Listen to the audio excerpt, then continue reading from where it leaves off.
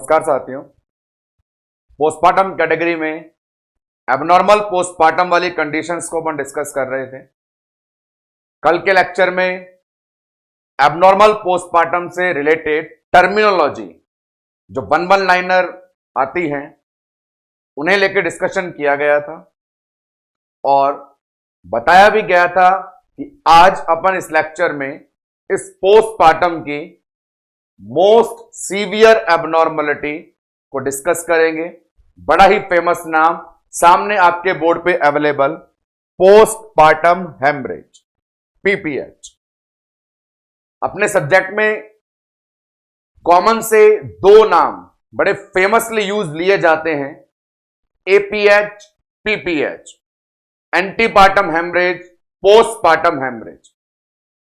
सामने बोर्ड पे PPH mention हो गया है और ये लास्ट टॉपिक है इस पोस्टमार्टम पीरियड का भी, जो एक आइडिया देके जाता है एबनॉर्मलिटीज के बारे में।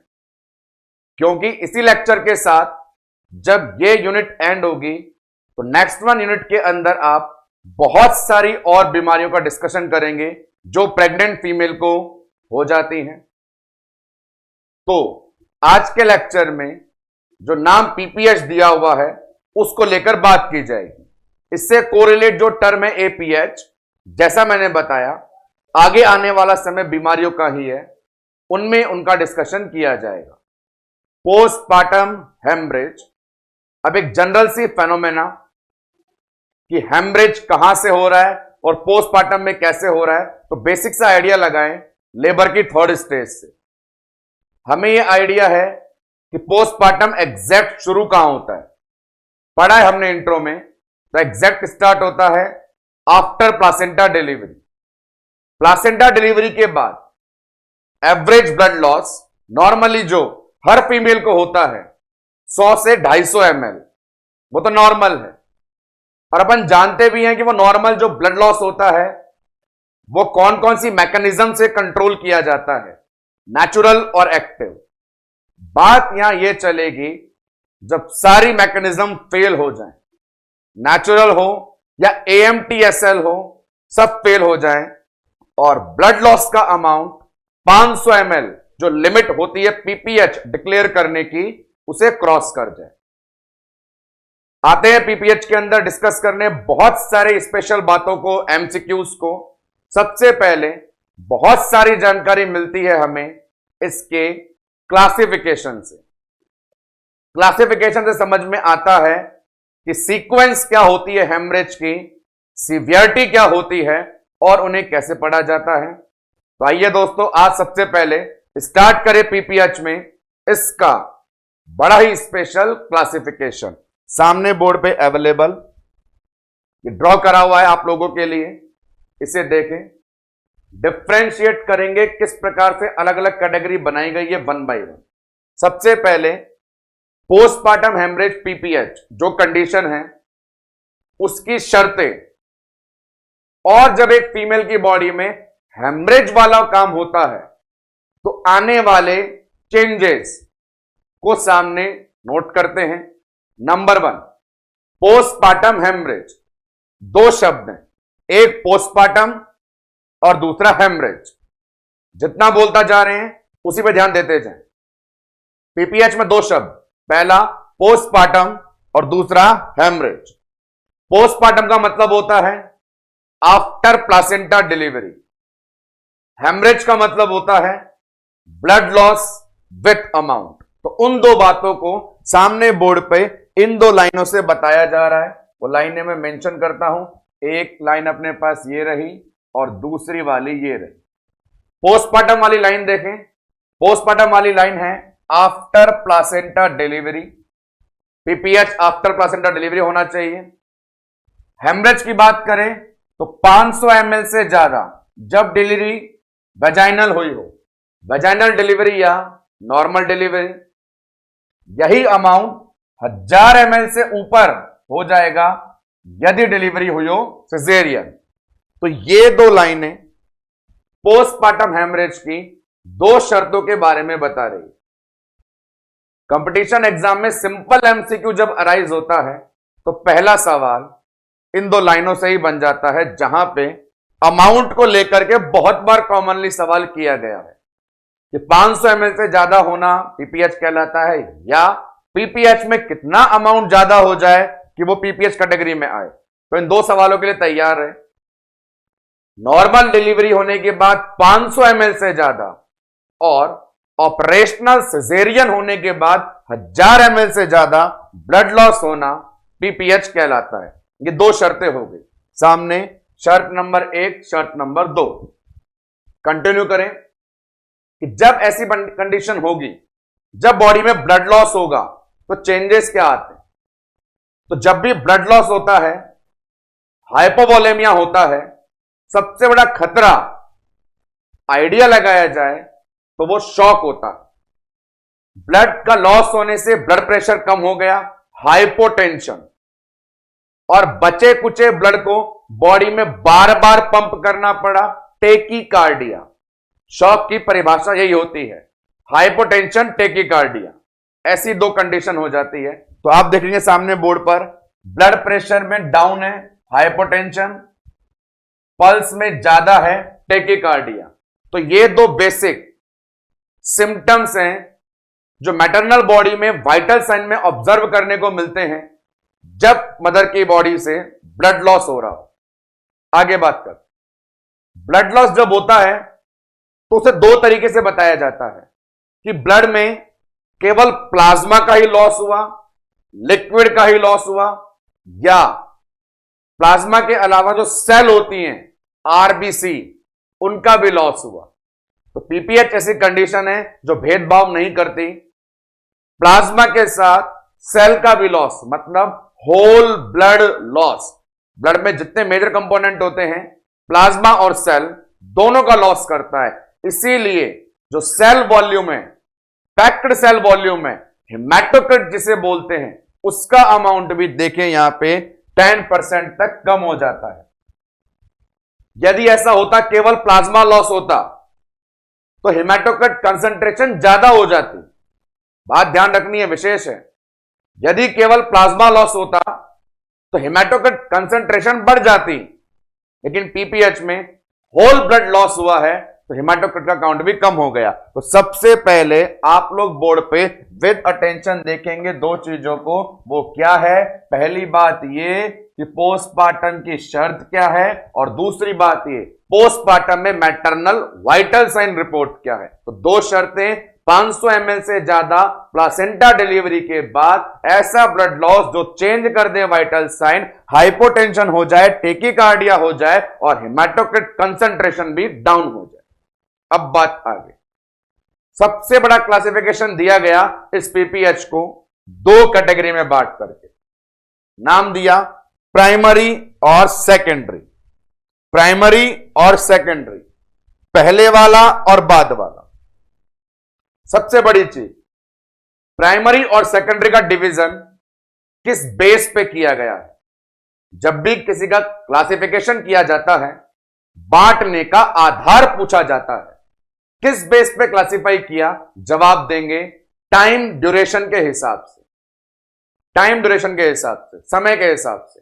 कैसे? तो सुने, एक कंडीशन, जब पोस्टमार्टम में 500 ml ब्लड लॉस वाला जो अमाउंट है वो शुरुआत के 24 घंटे में ही हो जाए। पोस्टमार्टम के शुरुआत के 24 घंटे इमीडिएट पोस्टमार्टम कहलाते हैं, सिखाया है आपको। और 24 घंटे तो फिर भी ज्यादा है। मैं तो यूं कहता हूं, यदि वर्स कंडीशन हो, सीवियर कंडीशन हो, तो प्लासेंटा के निकलते ही मदर को 3 से 4 घंटे में ही 500 ml से ऊपर निकल जाता है। तो कहने का मतलब, पीपीएच डिक्लेयर करने के लिए 500 ml जो लिमिट थी वो बहुत जल्दी क्रॉस हो जाए, एक दिन में क्रॉस हो जाए, 4-5 घंटे में क्रॉस हो जाए, बहुत कम समय, पहले दिन में ही काम, प्राइमरी पीपीएच। ये नाम लिखा हुआ है सेकेंडरी। सेकेंडरी वाला बोलेगा मैं भी 500 ml से ज्यादा लॉस करूंगा, पर एक बार में ही नहीं, तुरंत नहीं, उसे लगभग समय लग जाता है 1 से 2 वीक का। 1 से 2 वीक का। उसका मीनिंग क्या है? फर्स्ट डे 150 ml लॉस हुआ, बाद में 50 ml लॉस हुआ, फिर अचानक से 60 ml लॉस हुआ, ऐसे करके 2 वीक के अंदर अंदर 500 को क्रॉस किया। तो यहां पे बात बनती है, एक बार में एक दिन में सारा 500 ml निकाल देना प्राइमरी, धीरे धीरे करके बाद वाले दिनों में उस लिमिट को क्रॉस करना सेकेंडरी। जो तुरंत होता है वो प्राइमरी, जो समय लेता है वो सेकेंडरी। अब बात आती है एग्जैक्ट टाइम की, तो प्राइमरी में एग्जैक्ट समय है अपने पास अप्रोक्सीमेट 24 आवर, और सेकेंडरी में भी जो 2 वीक तक की बात कर रहे थे, तो ये बोलेगा 2 वीक क्या, मैं 8 से 10 दिन में कर दूंगा, एक दिन में नहीं करूंगा, 8 से 10 दिन तो लूंगा ही। सेकेंडरी क्लासिफिकेशन टाइम ड्यूरेशन के हिसाब से था और समय के हिसाब से इनके दूसरे नाम। जो तुरंत करे काम वो इमीडिएट, जो बाद में करे काम वो डिले। यहां तुरंत काम है तो इमीडिएट, यहां धीरे धीरे काम है तो डिलेड। तो अपने पास पीपीएच के 2 टाइप हो गए, प्राइमरी सेकेंडरी। दूसरा नाम इमीडिएट और डिले। इस नेचर के बेस पे आप इनकी सीवियरिटी भी निकाल सकते हैं कि ज्यादा खतरनाक कौन सा है। आपके सामने पोस्टमार्टम यूनिट में 2 मदर हैं, एक का डायग्नोसिस है प्राइमरी पीपीएच, एक का डायग्नोसिस है सेकेंडरी पीपीएच। ज्यादा अटेंशन किस पे देनी है, तो बात लाजमी सी है, जो तुरंत लॉस कर रही है उसे पहले संभालो। तो प्राइमरी पीपीएच वाला केस सीवियर है, कंपैरिजन में सेकेंडरी वाला माइल्ड है। माइल्ड के लिए लाख रुपए की बात मैं आपको यहां बताता हूं। सेकेंडरी पीपीएच ने अपने माथे पे एक टैग लगा रखा है और उस टैग को बोला उसने डिलेड। बहुत ही इंटरेस्टिंग चीज है दोस्तों, सुनिएगा। डिलेड या बोल सकते हैं डिलेड ब्लीडिंग। और मेडिकल साइंस में, ना केवल ओबीजी में, मेडिकल साइंस में एक कंसेप्ट है कि डिलेड ब्लीडिंग का मोस्ट कॉमन कॉज इन्फेक्शन होता है। शरीर में कोई डैमेज हुआ हो, यदि वो समय के साथ हील हो जाए वेल एंड गुड, लेकिन यदि वो वुंड इन्फेक्शियस कैटेगरी में चला जाएगा तो वहां से ब्लीड करेगा। डिलेड ब्लीडिंग का कारण माना जाता है इन्फेक्शन। अब आ जाए इस पोस्टमार्टम हेमरेज में कि पीपीएच में इन्फेक्शन क्यों हुआ होगा, तो उसका भी सॉलिड आंसर होता है कि पोस्टमार्टम में यूटेराइन कैविटी पूरी तरह खाली हो जानी चाहिए, या तो लेबर में खाली हो जानी चाहिए, या लौकिया के डिस्चार्ज में सारा कचरा निकल के बाहर आ जाना चाहिए। लेकिन अंदर गलती से कोई भी चीज बच गई, नाम आते हैं रिटेन टिश्यू। तो वो बचा हुआ सड़ा गला मांस इन्फेक्शन बढ़ाता है और फिर उस इन्फेक्शन से ब्लीडिंग कारण बन जाता है। तो सेकेंडरी पीपीएच के अंदर जब डिटेल में आगे भी पढ़ेंगे, अभी सुन लीजिए कि डिलेड ब्लीडिंग का कारण इन्फेक्शन होता है और यहां संक्रमण किसने करा, रिटेन टिश्यू ने। उसी के अकॉर्डिंग इसका इलाज करेंगे। संक्रमण है तो इलाज में एंटीबायोटिक देंगे, कुछ बचा कुचा है तो डीएनसी से बाहर निकालेंगे। यह हुआ इनका बेसिक क्लासिफिकेशन प्राइमरी और सेकेंडरी। बात करते हैं अब डिटेल में। आज डिटेल में बात क्या करी गई, ये जो प्राइमरी पीपीएच है, एक दिन में 4-5 घंटे में 500 ml जो लॉस कर रहा है, उसके भी 2 वैरायटी हैं। नाम third stage PPH, true PPH. अब जैसा नाम दिया गया उसके आधार पर बात करेंगे, थर्ड स्टेज पीपीएच और ट्रू पीपीएच। क्योंकि ये दोनों प्राइमरी के डिवीजन है तो इनमें 2 चीज कॉमन है।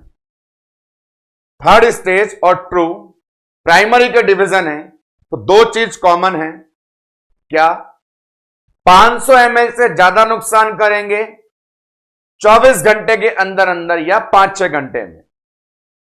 5-6 घंटे में निकाल देंगे 500 ml से ऊपर, दोनों जने, क्योंकि ये प्राइमरी के डिवीजन है। अंतर क्या है इनमें? अंतर बहुत बड़ा है। एक प्लासेंटा डिलीवरी से पहले ही कर देता है और दूसरा जब होना चाहिए प्लासेंटा डिलीवरी के बाद। यही अंतर है। यदि 500 ml से ज्यादा का नुकसान 4-5 घंटे में प्लासेंटा डिलीवरी से पहले ही हो जाए प्लासेंटा डिलीवरी से पहले का मतलब है वास्तव में पोस्टमार्टम शुरू नहीं हुआ। प्लासेंटा डिलीवरी का मतलब है लेबर की थर्ड स्टेज चल रही है। इसी बेस पे नाम दिया थर्ड स्टेज पीपीएच। और दूसरी बात, जो 500 ml का नुकसान 5-6 घंटे में प्लासेंटा डिलीवरी के बाद करे, मतलब पोस्टमार्टम में करे, वही सच्चा है। और सच्चा है तो अच्छा है, नाम ट्रू पीपीएच। नाम क्या है? True PPH. तो थर्ड स्टेज पीपीएच के अंदर ब्लीडिंग होती है प्लासेंटा से डिलीवरी से बिफोर।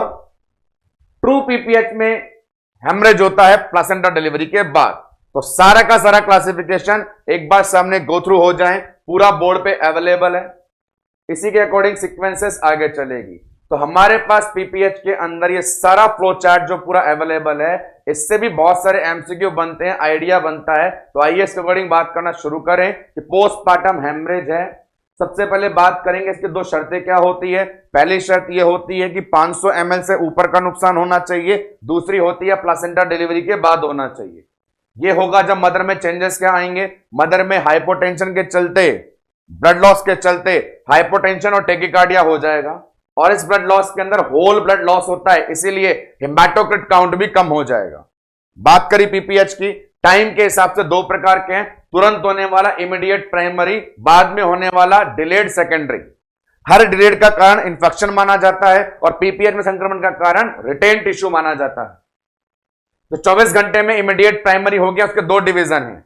यदि प्लासेंटा निकलने से पहले लॉस कर दिया तो थर्ड स्टेज है, और प्लासेंटा निकलने के बाद लॉस किया तो वो ट्रू पीपीएच है।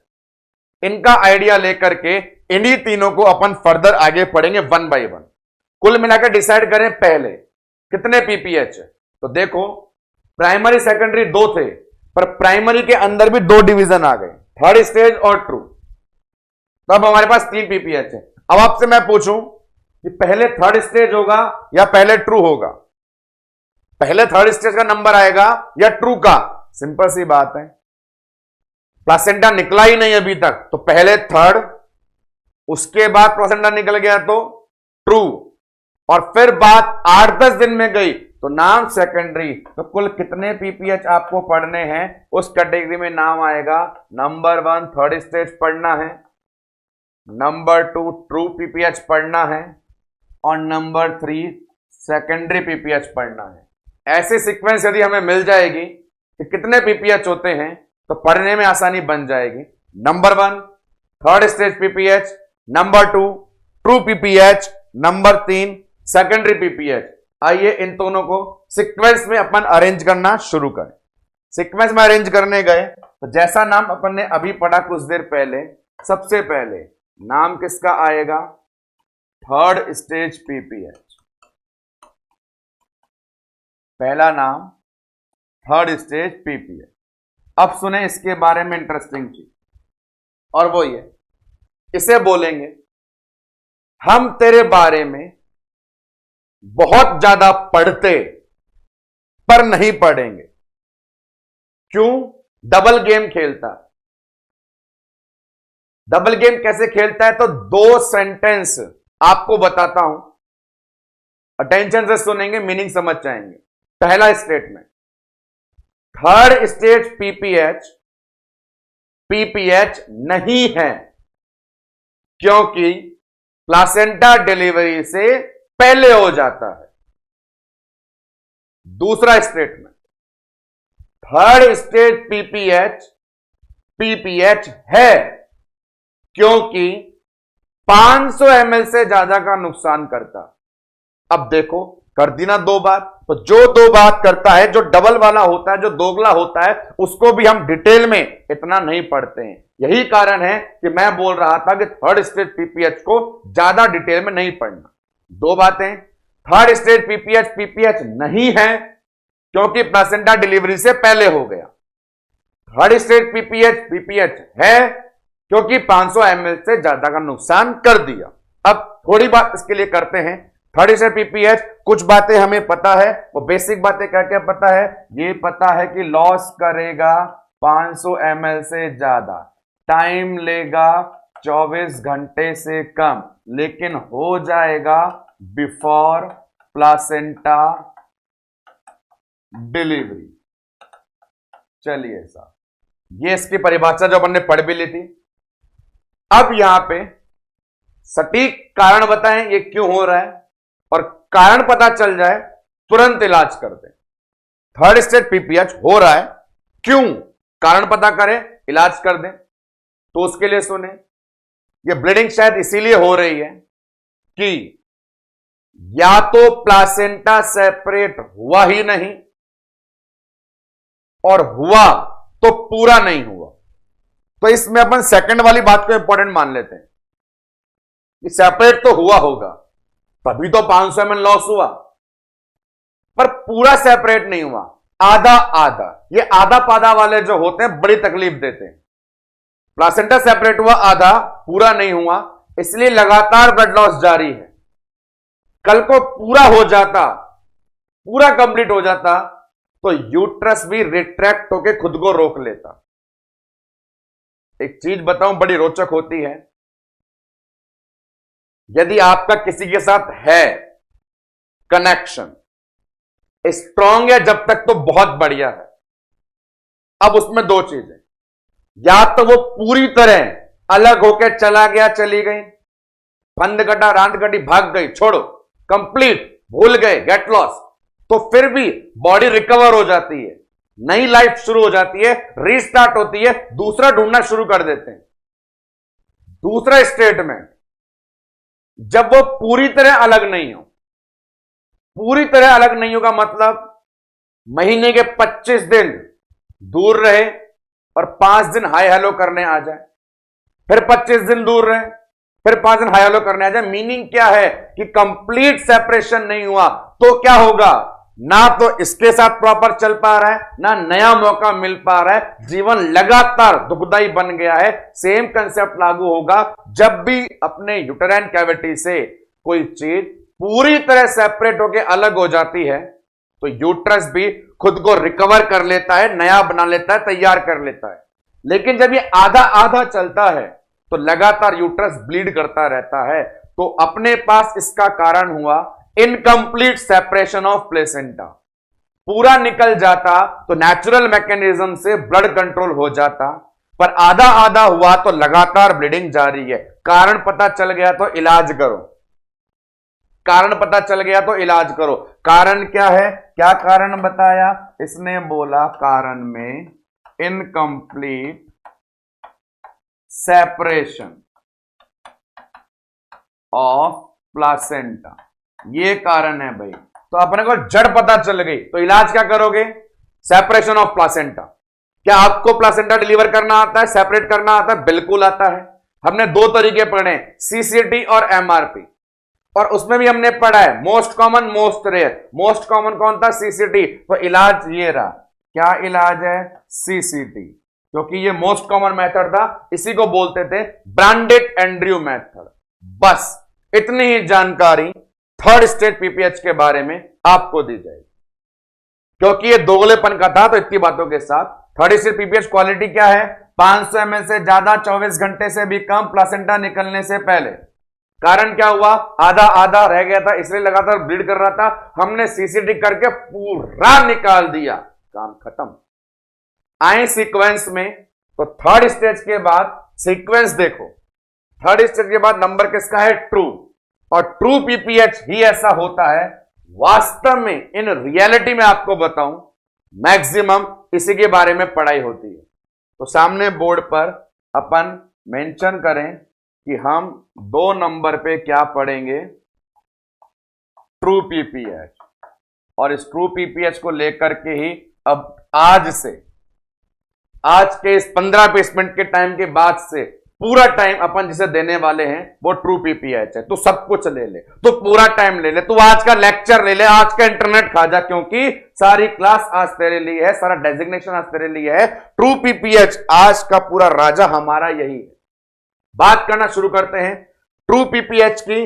बेसिक शर्तें अपने को पता है, बेसिक क्वालिटी क्या क्या थी, इसमें लॉस कितना, 500 ml से ज्यादा, टाइम कितना, 24 घंटे से कम, और कब होता है, आफ्टर प्लासेंटा डिलीवरी। ये 3 जानने के बाद अब ये बोलेगा मेरा कारण बताओ, कारण बताओ। थर्ड स्टेज का कारण तो पता चल गया, इनकंप्लीट सेपरेशन। ट्रू पीपीएच का कारण क्या है? तो ट्रू पीपीएच का जो कारण होता है वो बड़ा जोरदार है। इसने अपनी ईटियोलॉजी को बहुत सुंदर अरेंज किया है, जिसमें 4 बार टी आता है। हम डिस्कस कर रहे हैं ट्रू पीपीएच की ईटियोलॉजी, और ट्रू पीपीएच की ईटियोलॉजी जब भी है कोई पूछता तो जवाब में उसको यह है मिलता, 4 बार टी। ट्रू पीपीएच क्यों हुआ? तो 4 कारणों से हुआ। सामने बोर्ड पे देख सकते हैं, टी जो एक अल्फाबेट है उसका यूज 4 बार हुआ है। Number 1 tissue, number 2 tone, number 3 trauma, number 4 thrombin. क्या क्या है इनके बारे में ध्यान से सुनना शुरू करें। Tissue, tone, trauma, thrombin. Meaning बताता हूं। सबसे ऊपर जो लिखा हुआ है टिश्यू, उसमें बोलेंगे आप रिटेन टिश्यू, कि अंदर कैविटी में यदि कोई टिश्यू मास बच गया तो जैसा मैंने अभी बताया, पूरा चला जाता तो काम अच्छा हो जाता, हम सुधर जाते। पर कोई बच गया तो वो बचा हुआ लगातार आपको इरिटेट करता रहेगा और खून बहाता रहेगा। तो टिश्यू के अंदर अपन बोल सकते हैं किस प्रकार के टिश्यू की बात चल रही है? जवाब दिया, रिटेन्ड टिश्यू। सेकंड वन क्या लिखा हुआ है? टोन। अब टोन में 4-5 बातें होती हैं। यूट्रस कॉन्ट्रैक्शन करे तो टॉनिक, नहीं करे एटॉनिक, कम करे हाइपोटोनिक, ज्यादा करे हाइपरटोनिक। और कॉन्ट्रैक्शन करना क्यों जरूरी है? सोचने वाली बात है। जब भी ब्लड लॉस होगा तो मैनेज कैसे होगा? जब क्या करेंगे? कॉन्ट्रैक्शन। तो यहां टोन में क्या हुआ? कह सकते हैं टोन यूट्रस ने नहीं दिखाई, टोन यूट्रस ने नहीं दिखाई, एब्सेंट हो गई, तो कंडीशन एटॉनिक। तो इस वाले में अपन ने बोला यूट्रस कैसा है? अटॉनिक। ईटियोलॉजी पढ़ रहे हैं, 4 बार टी है। Number 3 trauma. ट्रॉमा बड़ा सिंपल है। यदि किसी भी प्रकार का पूरे जेनाइटल ट्रैक्ट में, बर्थ कैनाल में, यूट्रस सर्विक्स वजाइना में बच्चे के निकलने के दौरान, इंस्ट्रूमेंट यूज करने के दौरान इंजरी हो गई, तो भैया चोट लगी है तो खून बहेगा। लगी है कभी चोट? जब भी लगती है वहां पे दर्द होता है, खून बहता है। तो ट्रॉमा का मतलब है कि आपको किसी भी प्रकार की डिलीवरी के दौरान बच्चे से या इंस्ट्रूमेंट से इंजरी हो गई तो वहां पे ब्लड लॉस जायज है। Number 4 thrombin. थ्रोम्बिन इंडिकेट करता है क्लॉट बनने के प्रोसेस को, या यूं कहें क्लॉट बनने वाला प्रोसेस फेल हो गया। अब क्लॉट बनने वाला प्रोसेस ही फेल हो जाएगा तो ब्लीडिंग सिम्टम आना जायज है। तो थ्रोम्बिन का मतलब हो गया, सिंपल सा बोल देते हैं, ब्लीडिंग डिसऑर्डर।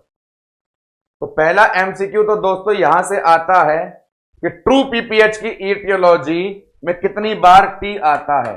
तो वहां पे आपने देखा कितनी बार टी आया? 4 बार।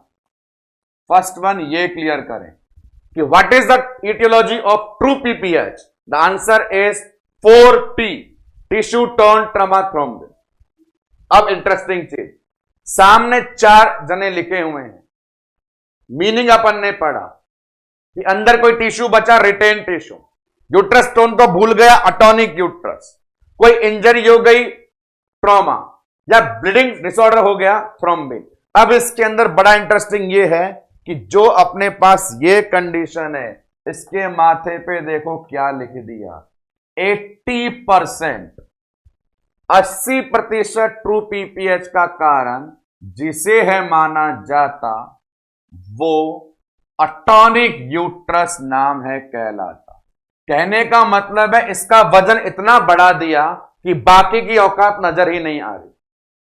बाकी तीनों मिलकर 20% कंट्रीब्यूट करेंगे, मैक्सिमम करेगा कंट्रीब्यूट अटॉनिक यूट्रस। तो अब आपसे सवाल बने indirectly, most common cause of true PPH. पहला का सवाल क्या था? Cause of PPH 40। Most common cause of true PPH, answer will be atonic uterus. Uterus में टोन, नहीं है। अब जैसे अपने को यह मिला, आगे पढ़ने का नजारा दिखा कि अब हम पढ़ाई करेंगे आखिर यूट्रस अटॉनिक क्यों हुआ, तो उसको लेके बात करेंगे इस सेशन में। क्या लिखा हुआ है यहां पे, कॉज ऑफ अटोनिसिटी, यूट्रस में टोन क्यों गई, तो उसके लिए बात सुने। यूट्रस बहुत important organ, pregnancy point of view से, लेबर पॉइंट ऑफ व्यू से, पोस्टमार्टम पॉइंट ऑफ व्यू से। अटोन क्यों हुआ, टोन क्यों चली गई, तो उसके लिए कई सारे कारण हैं। पहला कारण बनाया गया है, सुनिएगा। पहला कारण लिखता हूं मैं बोर्ड पे, यूज ऑफ एड, सामने बोर्ड पे मेंशन, फिर मीनिंग क्लियर कर पाएंगे। Number 1, use of aid. ये एड HIV वायरस वाला नहीं है, ये क्या है उसे ध्यान से सुनना। एड का मतलब होता है सहायक वस्तुएं। जैसे मैं आपको पढ़ा रहा हूं, तो पढ़ाने के लिए ये मार्कर क्या है, एड, पीछे स्मार्ट बोर्ड क्या है, एड, ये माइक क्या है, एड, तो सब एड होते हैं, सहायक वस्तु। तो नेचुरल सी बात है, लेबर में हर स्टेज में कॉन्ट्रैक्शन चाहिए, और हर बार ये कॉन्ट्रैक्शन नेचुरली बॉडी से ऑक्सीटोसिन के द्वारा आने चाहिए। एक बात, यदि आप इसमें करते हैं कलाकारी, जल्दी करवाने के लिए बाहर से ऑक्सीटोसिन लगाते हैं, या अगली बात, बच्चे को नीचे धकेल के बाहर निकालने के लिए भी कॉन्ट्रैक्शन चाहिए, पर आप बच्चे को फॉरसेप्स से या वेंटोस से खींच के लिए आते हैं। नेक्स्ट, बच्चे को पेरिनियम वाली कठोर चमड़ी से भी धक्का मार के बाहर निकालने के लिए कॉन्ट्रैक्शन चाहिए, पर आप चमड़ी काट के रास्ता आसान बना देते हैं। तो देखिए दोस्तों, इतना ज्यादा आसान बनाना अच्छी बात नहीं है। जितना ज्यादा खुद संघर्ष करने दोगे तो ही परिणाम निकलो। यूट्रस बोल रहा था कि मैं अपने आप जबरदस्त कॉन्ट्रैक्शन करके लेबर करवाता, तुम ऑक्सीटोसिन क्यों लेके आए? मैं बच्चे को धक्का मार के नीचे फेंक देता, तुम फॉरसेप्स वेंटोस क्यों लेके आए? अरे मैं तो पेरिनियम की चमड़ी को भी पार कर जाता, तुम एपिसियोटोमी क्यों करके आए? मतलब तुम काम आसान करना चाहते हो, जल्दी करना चाहते हो, मेरे पे भरोसा नहीं है। मैं मेरी बात नहीं कर रहा, यूट्रस की बात कर रहा हूं। यूट्रस बोल रहा है तुम्हें मेरे पे भरोसा नहीं है, और ये बहुत बड़ी चीज है इंसान की जिंदगी में, जब किसी का भरोसा टूट जाता है। तो ऐसा हो जाता है तो यूट्रस नाराज हो जाता है, और वो नाराज इसलिए हो गया कि सामने वाले को मेरे पे भरोसा ही नहीं है, मेरी पावर पे भरोसा नहीं है, किसी और की मदद ले रहा है, किसी और तीसरे की। और यदि किसी तीसरे की मदद लोगे तो आपका ओरिजिनल वाला आपसे नाराज हो जाएगा। इसी बेस पे ये चीज लागू है।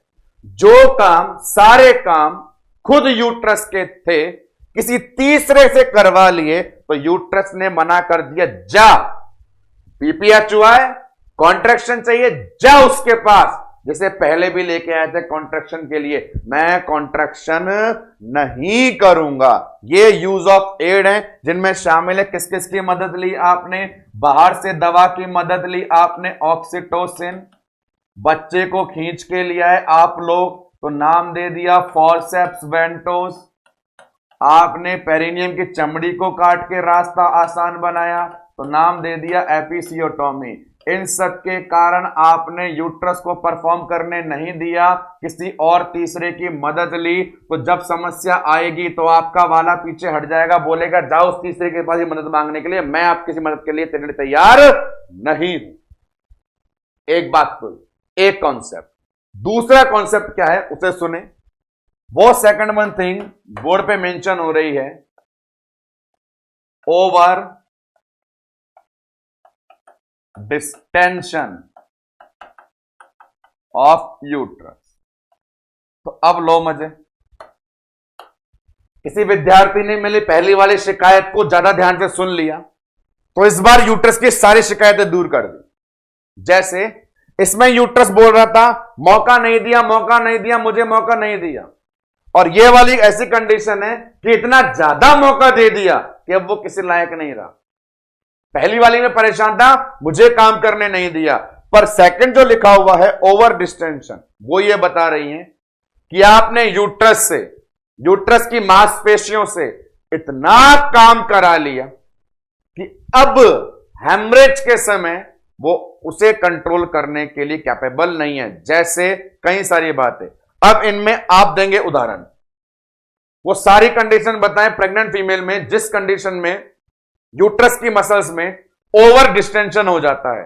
आंसर, जब गर्भ में बड़ा बच्चा हो, बड़ा नहीं हो, दो बच्चे हो, दो बच्चे भी नहीं हो, पानी ज्यादा हो, पानी ज्यादा नहीं हो, चीनी की बीमारी हो, डायबिटीज हो। तो ये जो नाम आ रहे हैं, diabetic, polyhydramnios, multiple pregnancy, big size baby, ये सारी वो कंडीशन है जिनमें 9 महीने तक आपने यूट्रस को इतना खींच के रखा, इतना खींच के रखा कि मांसपेशियों ने जवाब दे दिया। और फिर लेबर में आप उससे उम्मीद करो कि भाई ब्लीडिंग रोक दे कॉन्ट्रैक्शन करके, है ही नहीं, बचा ही नहीं, सारी पावर लॉस हो गई है। तो यहां पे ओवर डिस्टेंशन ऑफ मसल्स के एग्जाम्पल प्रेजेंट करते हैं, जिसमें आप बोल सकते हो कि मदर कैसी हो, डायबिटिक हो, या बीमारी कैसी हो, मल्टीपल प्रेगनेंसी हो, या अपने पास पानी कैसा हो, ज्यादा हो, या बच्चे का आकार क्या हो, बड़ा हो। तो ये सारे कह सकते हैं प्री डिस्पोजिंग फैक्टर। इन सबको आपको रटना नहीं है, आपके एग्जाम में एमसीक्यू आएगा इस प्रकार से, which of the following is a predisposing factor of PPH, या which of the following is not a predisposing factor of PPH. तो अकॉर्डिंग टू दीज कैटेगरी आपको आंसर जज करना है। तो ये मेजर दो कारण, use of aid, over distension. बात करें इसके अलावा और जो छोटे से कारण है, उन्हें अपन कैटेगरी देते हैं अदर्स की। और अदर्स में जनरल सी बात है, वो जनरल सी बात क्या क्या है मैं आपको बता देता हूं। जनरल सी बात है कि आपने प्रेग्नेंट मदर को, अपनी वाली को प्रेगनेंसी में कभी खिलाया नहीं, कभी उसका ध्यान दिया नहीं, और फिर आप चाहते हैं कि पोस्टमार्टम में वो परफॉर्मेंस है। यदि किसी इंडिविजुअल से आप परफॉर्मेंस चाहते हो तो पहले उसे तैयार करना पड़ता है। खाने पीने में कभी रखी माल नरिशमेंट, हीमोग्लोबिन कभी चेक करानी, एनीमिक। तो जो खुद मदर एनीमिक है, जो खुद माल नरिश है, जोर कहां से लगाएगी? और जोर नहीं लगाएगी तो खून कैसे रोक पाएगी? तो बड़ी सिंपल सी कंडीशन है। माताराम की हालत कैसी चल रही है? शरीर में ताकत नहीं है बाबूजी, न्यूट्रिशन माल हो चुका है, और खून की तो पूछे ही मत, बड़ी कमी चल रही है। इसके अलावा लेबर में दो नाम पढ़ेंगे एबनॉर्मल कैटेगरी में अपन, prolong labour, precipitate labour. Prolong labour, precipitate labour. देखिए दोस्तों, काम क्या होना चाहिए? काम सही होना चाहिए, टॉनिक होना चाहिए। काम कम हो जाए हाइपरटॉनिक तो भी गड़बड़, काम ज्यादा हो जाए हाइपरटॉनिक तो भी गड़बड़। तो इस कैटेगरी में नाम देता हूं मैं, एक लेबर था प्रोलॉन्ग, जहां कॉन्ट्रैक्शन धीमे थे, हाइपरटॉनिक, तो वो भी बेकार। एक लेबर का नाम देता हूं प्रेसिपिटेट, जहां कॉन्ट्रैक्शन हाइपर थे, वो भी बेकार। ये दोनों अपन एबनॉर्मल लेबर में डिस्कस करेंगे, पर फिलहाल यहां ये समझें कि इन प्रकार के लेबर में कॉन्ट्रैक्शन सही नहीं है, और जहां कॉन्ट्रैक्शन सही नहीं है वहां पीपीएच है। तो सामने बोर्ड पे अवेलेबल है कॉज ऑफ अटोनिसिटी, यूट्रस अटोन क्यों हो गया। तो ये 3 कारण। तो देखिए अपन क्या पढ़ रहे हैं, अपन पढ़ रहे हैं पीपीएच। हमने कहा सीक्वेंस के हिसाब से 3 पीपीएच पढ़ेंगे। सबसे पहला थर्ड स्टेज, नंबर 2 ट्रू, और नंबर 3 सेकेंडरी। अपन ने नंबर 1 पढ़ा थर्ड स्टेज, क्या होता है, कारण क्या होता है, इलाज करो। आए ट्रू पीपीएच पे, कारण क्या होता है, 4 बार टी। मोस्ट कॉमन क्या होता है, अटोनिक। अटोनिक की डिटेल सामने बोर्ड पे देने आ गए, ये चीज। अब सब कारण पता चल जाए तो मैनेजमेंट पे अपने को आना चाहिए। उससे पहले एक प्रोटोकॉल और है, उसे सुनते जाएं। डेफिनेटली पोस्टमार्टम हेमरेज चल रहा है डिलीवरी के बाद। आगे आने वाले लेक्चर्स में पढ़ेंगे प्रेगनेंसी वाला लेक्चर, प्रेगनेंसी के अंदर होने वाला हेमरेज, जिसका नाम होगा एपीएच। अभी पीपीएच है, कुछ दिन बाद पीपीएच है, पर एक आइडिया है। यदि किसी प्रेग्नेंट फीमेल को प्रेगनेंसी में हेमरेज की शिकायत रही हो, मतलब पहले से ही वो एबनॉर्मल कैटेगरी में आती थी, तो वो पोस्टमार्टम में भी रिस्क बनाती है हेमरेज होने का। इसीलिए एक लाइन है, और वो लाइन क्या है, यदि इतिहास है एपीएच का तो खतरा बनेगा पीपीएच का। एपीएच से क्या होता है, पीपीएच होता है। That's it. तो ये सारी डिटेल पढ़ाई की, और समरी की लाइन एक, जवाब देंगे आप। जवाब, ट्रू पीपीएच का मोस्ट कॉमन कॉज क्या है? जवाब, अटॉनिक यूट्रस, 80%। अटॉनिक क्यों हुआ वो अलग बात है, सामने बोर्ड भरा है, पर मोस्ट कॉमन कॉज क्या है, अटॉनिक यूट्रस। तो इलाज भी क्या होगा, यूट्रस में कॉन्ट्रैक्शन कराओ। कारण क्या है, यूट्रस में कॉन्ट्रैक्शन नहीं है, इलाज क्या है, यूट्रस में कॉन्ट्रैक्शन कराओ। आते हैं मैनेजमेंट स्कीम में, सामने बोर्ड पे हेडिंग अवेलेबल मैनेजमेंट। इस मैनेजमेंट में सबसे पहले हमारी नैतिक जिम्मेदारी जो बनती है वो क्या चीज है कि आप कुछ जनरल मैनेजमेंट की चीजें ध्यान रखें। जनरल मैनेजमेंट बिल्कुल भी याद करने का नहीं होता है, छोटी छोटी सी बातें होती है। जैसे यदि आपकी मदर मालनरिश एनीमिक है तो उसे प्रेगनेंसी में ही प्रिपेयर करें। तो मतलब आइडेंटिफाई रिस्क फैक्टर, पहचाने किस मदर को पीपीएच हो सकता है। मालनरिश एनीमिक है तो उसका हेल्थ स्टेटस इंप्रूव रखें। यदि हेमरेज वाली मदर एडमिट हुई है तो आईवी लाइन मेंटेन करें। इमीडिएट मदर का ब्लड ग्रुप असेस करें, और बहते खून को देख करके कम से कम 2 यूनिट पीआरबीसी अरेंज करने के लिए कहें। ये जनरल से अपने पास इंटरवेंशन है। आते हैं सबसे बड़ी चीज पे, इंटरेस्टिंग। बहुत सारे डाउट्स क्लियर करने की कैटेगरी में आप आ जाइए। क्या क्या वो नाम है सुनने के लिए तैयार हो जाइए। सटीक कारण, सटीक इलाज। कारण, यूट्रस में कॉन्ट्रैक्शन नहीं है, इलाज यूट्रस में कॉन्ट्रैक्शन लेके आओ। वो दवा जो यूट्रस में कॉन्ट्रैक्शन करवाती हैं मैंने आपको बताई है, क्या कहलाती हैं? उन दवाओं के समूह को कहते हैं अपन ऑक्सीटोसिक्स। ऑक्सीटोसिक्स यूट्रस में कॉन्ट्रैक्शन करवाने का ठेका जिनके पास होता है उन दवाइयों को ऑक्सीटोसिक्स बोलते हैं। पीपीएच में यूट्रस में कॉन्ट्रैक्शन नहीं है और हमें करवाने हैं तो दवा क्या लेनी है? ऑक्सीटोसिक्स। तो आपसे पूछें which will be best management scheme to manage true PPH? Which will be best management scheme for true PPH? Answer, use of oxytocin. उसका नजारा बोर्ड पे देखना मेरे दोस्तों। 3 नाम बैक टू बैक है, जहां अटेंशन करवा रहा हूं वहीं देना।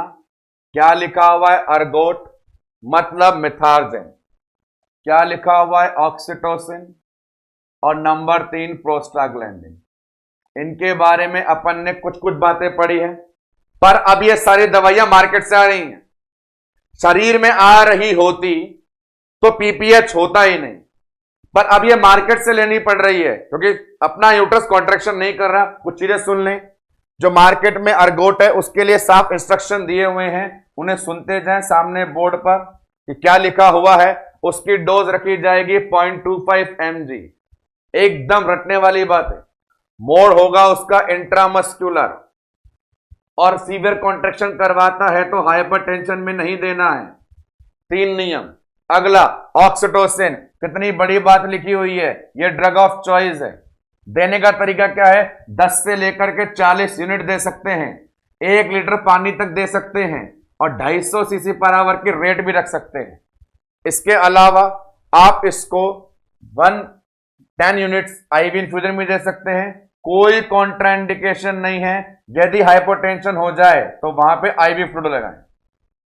Next one, prostaglandin. क्या बताया जा रहा है? ये जो दवाइयां आती है मार्केट में, कार्बोप्रोस्ट इस नाम की प्रिपरेशन आएगी जो आप दे सकते हैं। डोज आपका 0.25 mg IM चल रहा है।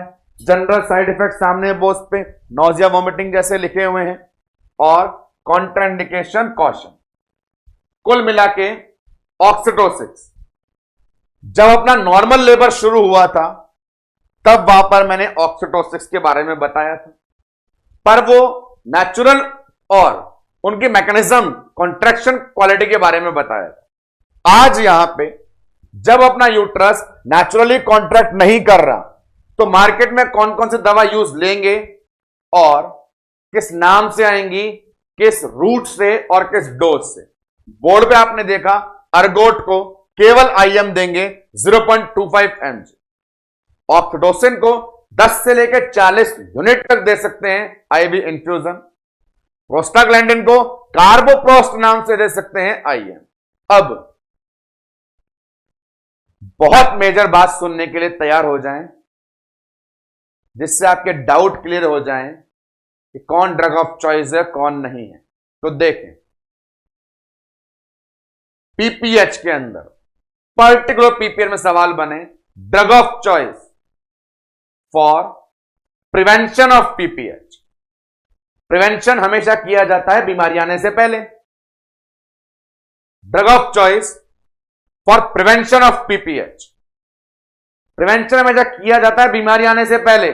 बीमारी क्या है? Blood loss. कब होगा? प्लासेंटा सेपरेशन से। दवा कब दो? प्लासेंटा सेपरेशन से पहले। दी है हमने लेबर में। Active management of third stage labour AMTSL जब चल रहा था तो वहां पे शोल्डर की डिलीवरी के बाद ही अपन ने मिथार्जिन दिया था। तो कान खोल के दिमाग से सोचें कि वो अपन ने जो शोल्डर डिलीवरी बाद मिथार्जिन दिया था वो प्लासेंटा डिलीवरी से पहले दिया था, तो क्या हुआ? प्रिवेंशन। किसका? ब्लड लॉस का। तो यहां पे लाइन बनेगी मोस्ट इंपॉर्टेंट, ये अर्गोट क्या है? Drug of choice. किस चीज की? Prevention of PPH. तो इसे बोलेंगे एक जनरल ड्रग और प्रिवेंटिव ड्रग। जनरल ड्रग और प्रिवेंटिव ड्रग। फिर अपन बात करते हैं यदि प्रिवेंशन फेल हो जाए, बीमारी हो जाए, ब्लड लॉस हो जाए तो प्रिवेंशन फेल। प्रिवेंशन फेल होता है तो करना पड़ता है इलाज, और इलाज जब करते हैं तो ड्रग ऑफ चॉइस कौन है? ऑक्सीटोसिन। तो drug of choice for management of PPH क्या जवाब देंगे? ऑक्सीटोसिन। और ये ऐसी बात है जो कई विद्यार्थियों के बहुत सारे डाउट क्लियर कर देती है कि सर पीपीएच की ड्रग क्या है, सर पीपीएच में मिथार्जिन दें कि ऑक्सीटोसिन दें? तो बड़ा सिंपल दे रखा है दोस्तों, पीपीएच होने से पहले प्रिवेंशन के तौर पे क्या दें? मिथार्जिन। और हो जाए तो मैनेजमेंट में क्या दें? ऑक्सीटोसिन। ये बात याद रखोगे, किसी भी सवाल के जवाब देने में नहीं अटकोगे। हमारी ऑक्सीटोसिस के इंडिकेशन को ये प्रिवेंटिव ड्रग है और ये मैनेजिंग ड्रग है। बात करें प्रोस्टाग्लैंडिन, उसका नंबर तब आता है जब ये दोनों फेल हो जाते हैं। यदि किस्मत खराब चल रही हो, ये दोनों फेल हो जाएं तो बहुत ही रेयर में इसे बोलेंगे 13 नंबर रेयर में आएगा। उससे पहले दोनों बड़े भाई संभाल लेंगे। सबसे पहले इसे देंगे प्रिवेंशन वाला, ये संभाल लेगा। ये फेल हो गया तो ये मैनेजमेंट वाला संभाल लेगा। और फूटी किस्मत दोनों फेल हो गए तो रेयरली किसे लेंगे? प्रोस्टाग्लैंडिन। तो इस बात को ध्यान रखना है कि ट्रू पीपीएच का मैनेजमेंट करना है तो ऑक्सीटोसिस को यूज कैसे लेना है। सबसे पहले कौन सी दवा? Methergine as a prevention. उसके बाद drug of choice oxytocin management. दोनों फेल हो तो रेयरली क्या यूज लेते हैं? प्रोस्टाग्लैंडिन। आइए सामने देखें किस प्रकार इस ऑक्सीटोसिस का यूज लिया जा रहा है। फ्लो चार्ट अवेलेबल है, मेहनत करी हुई है, आप सिर्फ उसको देख करके परिणाम ले जाए। क्या चीज है? नंबर 1, यूट्रस कैसा है? अटोनिक। यूट्रस कैसा है? अटोनिक। कॉन्ट्रैक्शन लाने के लिए सबसे पहले प्रिवेंटिव ड्रग कौन सी दे दी आपने? मिथार्जिन। ये मिथार्जिन ड्रग ऑफ चॉइस है क्या? प्रिवेंशन की। उसके बाद जनरल इंटरवेंशन है, आप मसाज करें, मसाज में ज्यादा पेन हो तो सिडेटिव यूज लें, चार्ट बनाएं, और फिर drug of choice management of PPH oxytocin दे जाएं। ये दवा किस रूट से किस डोज में होती है अपन ने देख ही लिया। अब देखो क्या है, ये दवा देने पे हमें उम्मीद है कि यूट्रस में क्या आ जाएगी, रिकवरी। रिकवरी आने का मतलब है कॉन्ट्रैक्शन आ गया, और ये है अपनी फूटी किस्मत कि अपने पास कॉन्ट्रैक्शन नहीं आया तो अटॉनिक है। तो क्या सिखाया, जब दोनों बड़े भाई फेल हो जाएं तो बहुत ही रेयर केस में परसेंटेज बताना चाहूं तो 97% केस यहां पे रिकवर हो जाते हैं। 100 महिलाओं को ट्रू पीपीएच हुआ तो 97 का इलाज इन 2 दवाओं से हुआ। फिर रेयर कैटेगरी में अपन यूज लेते हैं प्रोस्टाग्लैंडिन, और फिर प्रोस्टाग्लैंडिन लेने का मतलब क्या है कि जितनी ऑक्सीटोसिस में दवाइयां आती हैं सारी इस्तेमाल हो गई, दवाई खत्म, तो वहां पे या तो रिकवरी आ जानी चाहिए, और ये बड़ी खतरनाक बात है कि अभी भी कैसा हो, अटॉनिक। ये वाली जो कंडीशन है, इस सीक्वेंस की बात कर रहा हूं। यदि अपने पास ये नाम अभी भी लिखा हुआ है, ये नाम तब भी लिखा हुआ है जब सारी दवाएं खत्म हो गई। तो दोस्तों, जब दवाओं से काम नहीं चलता, दुआ रुक जाओ, अभी दुआ नहीं कर रहे, दवाओं से काम नहीं चलता तो कुछ स्पेशल काम करना पड़ता है। उस स्पेशल काम का नाम है बाईमैनुअल कंप्रेशन। ये अपना अगला हथियार बाईमैनुअल कंप्रेशन है। दोनों हाथों से यूट्रस को कॉन्ट्रैक्ट करना, सामने पिक्चराइजेशन भी है उसका। ये चीजें दोनों हाथों से, एक हाथ एक्सटर्नली फंडस को ग्रैब करता हुआ और दूसरा हाथ इंटरनली फीस्ट को बनाता हुआ, और दोनों हाथों से यूट्रस को अपन कंप्रेस कर रहे हैं। ये पता है किस प्रकार की बात है, तो गौर से सुनना। हमने आईएम मिथार्जिन दिया, आईवी इन्फ्यूजन ऑक्सीटोसिन दिया, इंट्रामायोमेट्रियल प्रोस्टाग्लैंडिन दिया। कई बार क्या होता है, दवाएं अपन ने दी, वो दवाएं यूट्रस के रिसेप्टर पे प्रॉपर पहुंच के नहीं आई, तो फिर जाकर के यूट्रस के अंदर ऐसे पंच मार के आते हैं, थप्पड़ लगा के आते हैं। भूल गया तू कैसे कॉन्ट्रैक्शन करते थे, सिखाया था हमने, तू कॉन्ट्रैक्शन करना भूल गया तो उसे याद दिलाना, ऐसे दोनों हाथों से जाके कंप्रेस करना। एक बार याद दिला देते हैं तो फिर शुरू हो जाता है। ये उसी प्रकार की बात है, जब कभी कभार हम लोग हमारे घर में पंखा या मोटर डंडा झाड़ू मार के स्टार्ट करते हैं, बटन दबा दिया, लाइट आ रही है, पंखा नहीं चल रहा, आदत पड़ गई, तो क्या करते हैं, झाड़ू ली, उसे मार के आते हैं, फिर वो चलना शुरू हो जाता है। ऐसे पानी की मोटर, प्लग लगाए, लाइट आ रही है, हल्का सा हिला के आएंगे, फिर चलेगी। उसी प्रकार की बात, सारी दवा दे दी, फिर भी कॉन्ट्रैक्शन नहीं किया, तो हाथों से उसे कंप्रेस करके आते हैं, बाईमैनुअल कंप्रेशन। और ये काम तब करते हैं जब दवाएं खत्म हो जाएं। तो बहुत बढ़िया लाइन है, bimanual compression is use after the failure of oxytocin. Oxytocin fail हो जाए तो बाईमैनुअल कंप्रेशन दिखाए। अब देखें आगे सामने की तरफ, इस सीक्वेंस वापस से आते हैं। जब हमने बाईमैनुअल कंप्रेशन किया तो ऊपर देखिए 2 नजारे, एक नजारा ऐसा है जहां पे आंसू बहते हैं, एक नजारा ऐसा है जहां पे होठ खिलते हैं। तो बात ऐसी है कि बाईमैनुअल कंप्रेशन से यूट्रस से कॉन्ट्रैक्शन याद आ जाए तो कॉन्ट्रैक्शन कर लेगा, रिकवरी हो जाएगी, और यदि नहीं हुआ तो एक आफत हो जाएगी, टेम्पोनेड। क्या हो जाएगी, टेम्पोनेड। क्या है ये टेम्पोनेड, आइए उसके बारे में बात करें। यहां पे सामने सीन दिखा रहे हैं बाईमैनुअल कंप्रेशन का, और अब बताते हैं बाईमैनुअल कंप्रेशन से होने वाली समस्या के बारे में। समस्या का नाम लिखा हुआ है बोर्ड पे, टेम्पोनेड। ये क्या कंडीशन होती है, तो उसके लिए आपको बताऊं मैं, अपने पास ये यूट्रस की लेयर ले लीजिए, मायोमेट्रियम, और पीछे ले लीजिए पेरीमेट्रियम। प्लासेंटा डिलीवर हो गया तो 2 ही परतें बच्चे, इतना पता होना चाहिए। प्लासेंटा डिलीवर हो गया, डेसिडुआ गया, यूट्रस में 2 परतें बचती है, पोस्टपार्टम में बताता आ रहा हूं। ये मायोमेट्रियम है, पीछे वाली पेरीमेट्रियम है, और मायोमेट्रियम से लगातार क्या हो रहा है, ब्लड लॉस। टेम्पोनेड क्या कंडीशन है, ये जब ब्लड लॉस होता था तो सर्विक्स से निकल के बाहर आ जाता था। टेम्पोनेड कंडीशन में बाईमैनुअल कंप्रेशन से क्या हो जाए, ये ब्लड इस जगह कलेक्ट हो जाए, किस जगह? इन दोनों के बीच में, जहां पे इस परत का नाम अपने पास पेरीमेट्रियम है और इस परत का नाम मायोमेट्रियम है। बाइमैनुअल कंप्रेशन से या तो इलाज हो जाता है, नहीं तो नई समस्या का जन्म हो जाता है। अपने पास इस कंडीशन में या तो इलाज हो जाएगा या नई समस्या का जन्म हो जाएगा।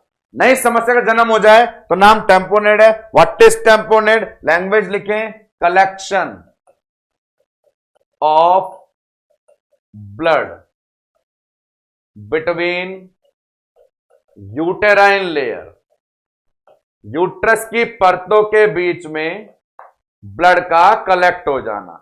और इंटरेस्टिंग बात यह है, पहले जो ब्लड लॉस हो रहा था वेजाइना से निकल के बाहर आ रहा था।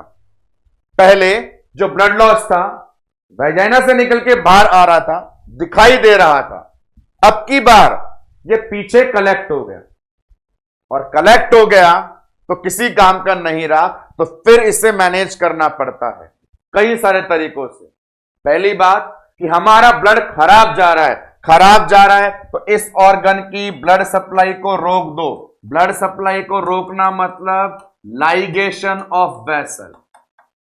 ब्लड सप्लाई को रोकना मतलब लाइगेशन ऑफ वेसल। नंबर 2, कुछ ऐसा करो कि ये जगह बंद हो जाए।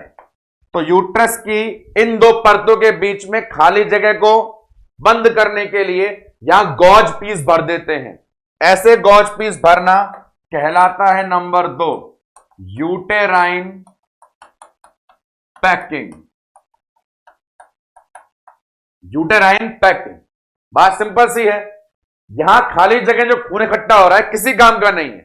पहली बात, ब्लड सप्लाई रोक दो, लाइगेशन ऑफ वेसल।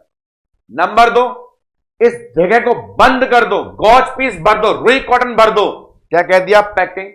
तीसरी चीज, एक और तरीका होता है, नाम देते हैं शिवकर मेथड। साइंटिस्ट है शिवकर मेथड, जो क्या करता था, इंट्रा यूटेराइन कैविटी में बैलून इन्फ्लेशन, गुब्बारा फुलाता है। गुब्बारा वो पानी NS से फुलाता है, जिसे गुब्बारा फुलाने से इन दोनों परतों पे दबाव पड़ता है और खाली जगह बंद हो जाती है। तो वो थर्ड वन नेम कहलाता है अपने पास में शिवकर मेथड। तो ये कुछ अपने पास तरीके हैं जिससे टेम्पोनेड को मैनेज किया जाता है। तो बात ये चल रही थी, चले थे पीपीएच मैनेजमेंट करने, और लास्ट में यदि कॉम्प्लिकेशन टेम्पोनेड आ गई तो वो कैसे मैनेज होगी। सामने इन तीनों का पिक्चराइजेशन है, उसे देखिए वन बाय वन। नंबर 1 में क्या किया, ब्लड वेसल्स को लाइगेट कर रहे हैं ताकि सप्लाई रुक जाए, क्योंकि ब्लड जो जा रहा है वो किसी काम का नहीं। सेकंड वन, इस पूरे यूट्रस में यहां पे गॉज ही गॉज भर दिए, पूरा पैक कर दिया ताकि स्पेस ही अवेलेबल ना हो ब्लड कलेक्शन के लिए। थर्ड वन, ये देखिए इस प्रकार से यह बैलून को फुला दिया, बाहर किसी सिरिंज से एयर या NS से गुब्बारा फूलेगा, मायोमेट्रियम पेरीमेट्रियम में धक्का लगेगा, स्पेस बंद होगा। ये शिवकर मेथड है, ये यूटेराइन पैकिंग है और ये लाइगेशन है। और अंत में यदि कंडीशन वर्स हो तो यूट्रस को रिमूव करना पड़ता है। तो ये स्कीम ऑफ मैनेजमेंट थी अपने पास पीपीएच को लेकर। पीपीएच को लेकर के उस चार्ट पे वापस पहुंचा जाए जहां समरी के अंदर सब कुछ लिखा हुआ था, तो वो ये है। आपसे पूछे most common cause of PPH क्या है, जवाब देंगे अटोनिक यूट्रस। सेकंड पूछे इलाज क्या है, यूज ऑफ ऑक्सीटोसिस, उसमें आंसर क्या देंगे। प्रिवेंशन के लिए ड्रग ऑफ चॉइस क्या है, मिथार्जन। मैनेजमेंट की ड्रग ऑफ चॉइस क्या है, ऑक्सीटोसिन। दोनों फेल हो जाएं तो रेयरली यूज ड्रग क्या है, प्रोस्टाग्लैंडिन।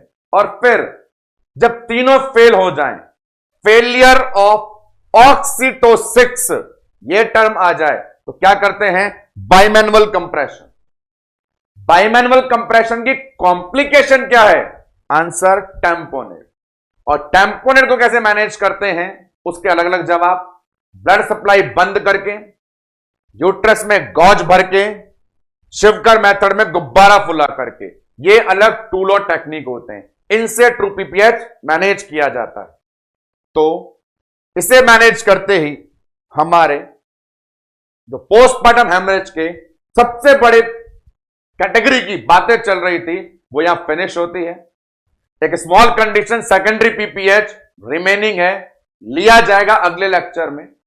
अगला एक लेक्चर और होगा अपना, जहां पे एमसीक्यू सेशन चलेगा, जो अपन इन दिनों डिजीज कंडीशन डिस्कस कर रहे थे या नॉर्मल लेवल पढ़ रहे थे उनको लेकर के, और उसके अलावा इस पीपीएच का लास्ट वन सेगमेंट जो बचा हुआ है उसको लेकर के। पर फिलहाल आज जितने बातें करी उन्हें एक बार गो थ्रू करें। फर्स्ट ऑफ ऑल अपन ने स्टार्ट करा हमारी कंडीशन पीपीएच, सबसे मेजर है इसके अंदर अंडरस्टैंड करना इस क्लासिफिकेशन को। इसे अंडरस्टैंड करते ही हमें मिल जाती है सीक्वेंस। सबसे पहले पढ़ेंगे थर्ड स्टेज, फिर true and last one secondary. गौर किया गया अपन ने first one third stage true PPH नहीं है इसलिए डिटेल में नहीं पढ़ा। एग्जैक्ट कारण आधा आधा, इलाज निकाल दो पूरा। ट्रू पीपीएच की एटियोलॉजी 4T और मोस्ट कॉमन अटॉनिक। अब अटॉनिक के कारण कई सारे, एड की मदद लेना, ओवर डिस्टेंशन होना, next one cause. General phenomena APS से पीपीएच होता है। अटॉनिक का इलाज किससे होगा, उसके लिए अपन लाएंगे ऑक्सीटोसिस। कितनी है अवेलेबल, सामने की तरफ। हर एक दवा का रूट डोज और बहुत कॉमन चीज preventive drug methergine, managing drug oxytocin, rare use drug prostaglandin. Then complete understand करने के लिए फ्लो चार्ट।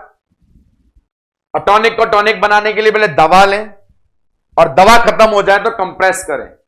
कंप्रेस कैसे करते हैं, सामने उसका प्रेजेंटेशन। और कंप्रेशन फेल हो जाए तो डेवलप कॉम्प्लिकेशन, टैम्पोनेट। टैम्पोनेट में बाहर निकलने वाला खून परतों के बीच में जमा। इलाज के लिए 3 जुगाड़, सप्लाई काट दो, पैक कर दो, गुब्बारा फुला दो। तो ये सारी information regarding our postmortem haemorrhage. Next lecture इन सभी से कोरिलेट एमसीक्यूज का और स्मॉल नाम सेकेंडरी पीपीएच का। पर फिलहाल आज और इस लेक्चर के लिए इतना ही। धन्यवाद।